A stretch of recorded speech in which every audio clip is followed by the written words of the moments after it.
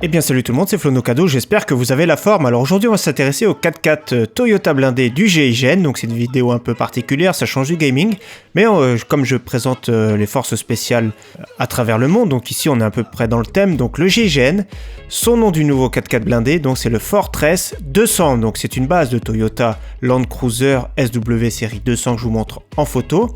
Donc vous voyez, on va voir qu'il n'y a pas beaucoup de différence au niveau extérieur par rapport au 4x4 blindé, donc il est jugé vraiment très fiable. C'est une base qui est vraiment très fiable, c'est pour ça qu'il l'utilise. Donc il est préparé par la société Santigon.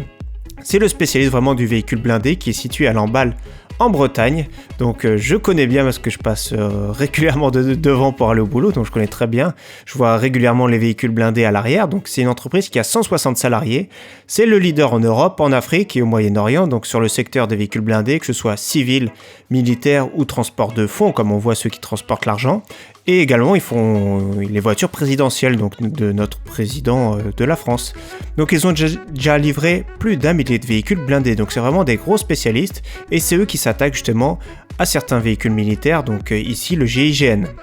Donc 10 ont déjà à ce jour été livrés pour le GIGN et ils ont déjà fabriqué une trentaine de Toyota de ce type, donc que ce soit pour des diplomates ou des hauts fonctionnaires à travers plusieurs pays, pas forcément que la France.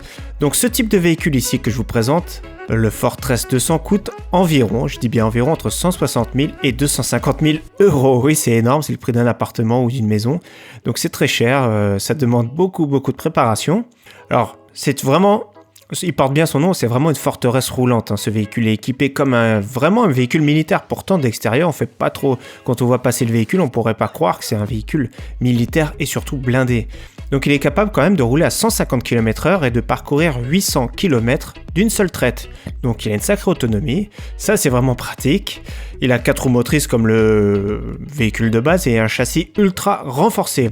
Vraiment, on va voir quelques caractéristiques, il est vraiment conçu pour résister à tous les calibres d'armes de guerre, donc des rafales de balles et tout sans problème. Il encaisse les balles, même à une charge de TNT de 15 kg à 2 mètres du véhicule, donc c'est vraiment impressionnant. Il est renforcé par en dessous, il est renforcé de partout, je vous montre des photos au fur et à mesure, le châssis, les portières, c'est un super véhicule et ça c'est vraiment bien qu'ils aient ça. Donc il peut accueillir jusqu'à 6 hommes à bord, donc 2 à l'avant, 4 à l'arrière. En plus de ça, il est équipé d'un système de sécurité, d'un large trappe de riposte au niveau du toit. Donc on voit 2 grosses trappes, là je vous montre la photo, qui s'ouvrent. Ils peuvent riposter directement, sortir par le toit.